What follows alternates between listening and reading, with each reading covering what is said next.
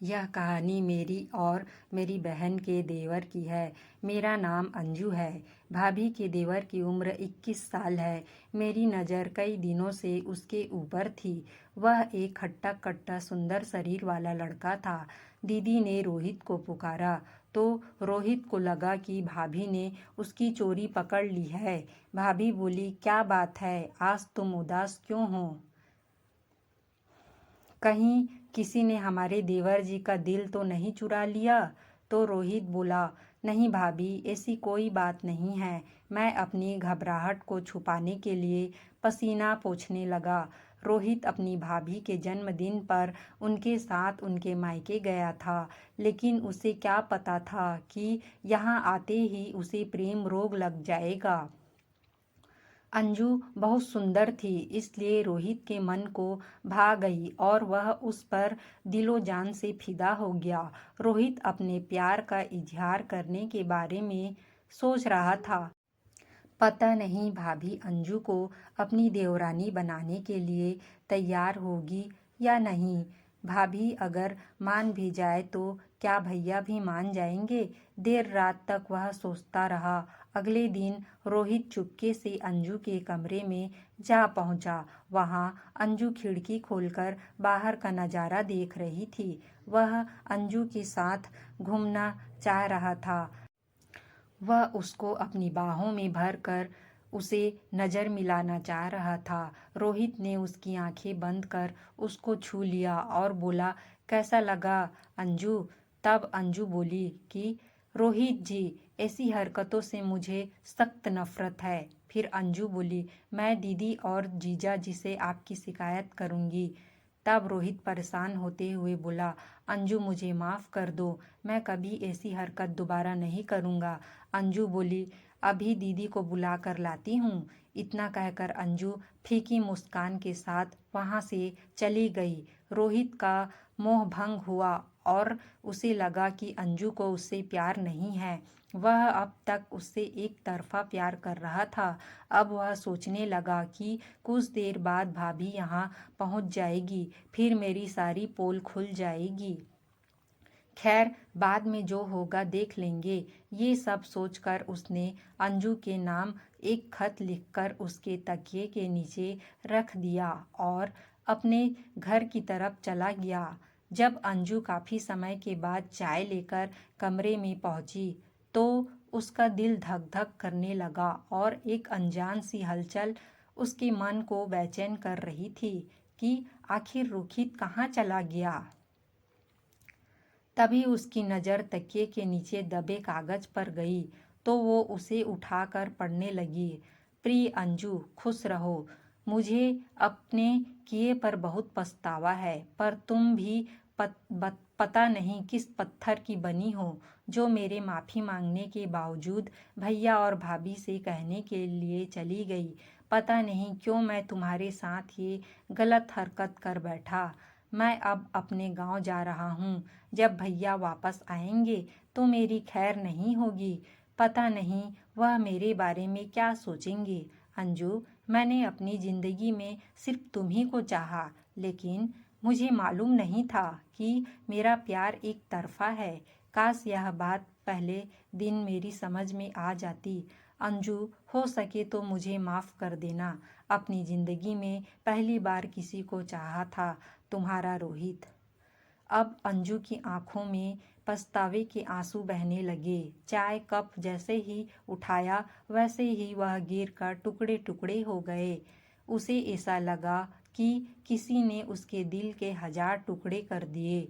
अंजू ने कभी सोचा भी नहीं था कि वह अपने भैया और भाभी की इतनी इज्जत करता है। तभी अंजू की दीदी कमरे में आई और पूछने लगी कि क्या बात है अंजू, यह कप कैसे टूट गया और रोहित कहाँ है?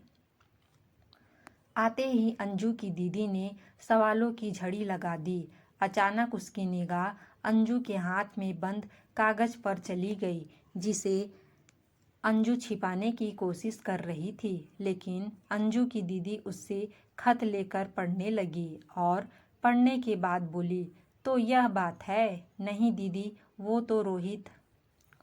अंजू अपनी बात पूरी नहीं कर सकी और बीच में ही उसकी दीदी बोली, अरे तेरी आवाज़ में दर्द क्यों है? प्यार करना कोई बुरी बात नहीं है। एक बात बताओ अंजू, क्या तुम भी उससे प्यार करती हो?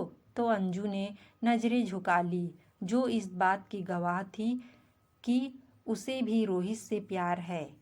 तब भाभी ने उसे भरोसा दिलाया कि वह सब कुछ सेट कर देगी और कुछ महीनों के बाद वह तुम दोनों की शादी के बारे में बात भी करेगी, जिसे सुनकर अंजू शर्मा गई और अपनी दीदी के गले लग गई।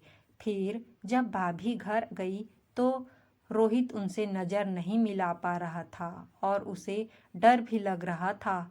तो भाभी ने उससे कहा कि देवर जी, अगर आपको मेरी बहन पसंद है तो डर क्यों रहे थे? मुझे सब पता चल गया है। जिसके बाद रोहित ने बोला कि तभी भाभी ने कहा कि मैंने तुम्हारा लेटर पढ़ लिया है और अंजू भी तुम्हें पसंद करती है। जिसके बाद मुझे भाभी की उस बात पर यकीन नहीं हुआ। फिर भाभी ने कहा कि तुम दोनों टेंशन ना लो, मैं सही समय देखकर तुम दोनों की शादी की बातें घर में चलाऊंगी। जिसके बाद रोहित बहुत खुश हुआ और अपनी भाभी को धन्यवाद बोलकर चला गया। फिर कुछ दिन बाद मेरे घर जाने का टाइम आ गया। तभी दीदी ने अपने देवर रोहित को मुझे घर छोड़ने के लिए बोला। फिर से रोहित के साथ घर जा रही थी। तब रास्ते में हम एक दूसरे से बात करने लगे और एक दूसरे से नज़र मिलाने लगे और बहुत सारी बातें किए और फिर हम धीरे धीरे करते घर पहुंच गए। घर में ताले लगी थी। मैंने मम्मी को कॉल किया तो मम्मी मार्केट गई थी। मम्मी ने बोला, पड़ोस वाली आंटी से चाबी ले लो। मैंने आंटी से चाबी लेकर दरवाज़ा खोला। फिर रोहित को बैठने के लिए बोला और मैंने रोहित के लिए चाय बना के लाया। रोहित मुझे ही देखे जा रहा था, मैं भी रोहित को देखे जा रही थी। मैं रोहित के पास जा बैठी। रोहित के हाथों में मेरे हाथ फिर अपने आप को काबू नहीं कर पाई और मैं रोहित के करीब आ गई और एक दूसरे को किस करने लगे। फिर मैं वहाँ से अपने बेडरूम आ गई। रोहित मुझे पीछे से पकड़ लिया और उसके साथ मैं भी गर्म हो गई। उसने मेरे वो हाथ को लगाया और वो भी मुझे बाहों में भर के मेरे पूरे प्रॉपर्टी के साथ खेल रहा था। आज पहली बार उसका पप्पू मेरे मुट्ठी में था। मैंने बहुत कंट्रोल किया, खुद को समझाया, परंतु ना जाने क्यों मेरा ध्यान उसके पप्पू पे जाके रुक जाता। थोड़ी देर बाद बेल बजने की आवाज़ सुनाई दी। शायद मम्मी आ गई। मैंने जल्दी से अपने कपड़े पहनकर वॉशरूम में घुस गई और रोहित भी जल्दी से कपड़े पहनकर दरवाज़ा खोलने गया। मम्मी ने देखा, अरे रोहित, तुम यहाँ? हाँ, भाभी ने मुझे कहा था कि अंजू को घर छोड़ आओ। मम्मी ने मुझे रोकने की बहुत कोशिश की, लेकिन मैं नहीं रुका और घर आ गया। हम दोनों मोबाइल में इसी तरह बात करते रहे और फिर दीदी ने एक दिन हम दोनों की रिश्ते की बात घर में की। घर वाले रेडी नहीं हो रहे थे एक ही घर में एक और बहन के लिए, लेकिन दीदी ने जैसे तैसे करके घर वालों को मना ही लिया और इस तरह हम दोनों की शादी हो गई।